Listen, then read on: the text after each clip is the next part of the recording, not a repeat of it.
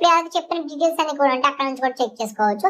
కింద మీకు mobile number అడుగుతారు. మీకు మొబైల్ నెంబర్ ఎంటర్ చేసి గెట్ ఓటీపీ మీద క్లిక్ చేయండి. మీ మొబైల్ నెంబర్ కి ఓటీపీ వస్తుంది, దాన్ని ఎంటర్ చేసుకుని వెరిఫై చేసుకోండి. తర్వాత పేజ్ లో మీకు పర్సనల్ డీటెయిల్స్ అని అడుగుతారు. అక్కడ ముందే ఫుల్ నేమ్ ఇవ్వండి. మీకు పాన్ కార్డ్ మీద ఏ విధంగా నేమ్ ఉంటుందో నేమ్ ఎంటర్ చేయండి.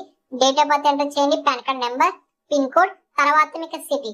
ఆ కింద మీకు సాలిడా సెల్ఫ్ ఎంప్లాయిడ్ అని అడుగుతున్నారు. మీరు ఏదైనా పర్వాలేదు, మీ సిబిల్ స్కోర్ బాగుంటే సరిపోతుంది కాబట్టి ఏదో సెలెక్ట్ చేసుకోండి.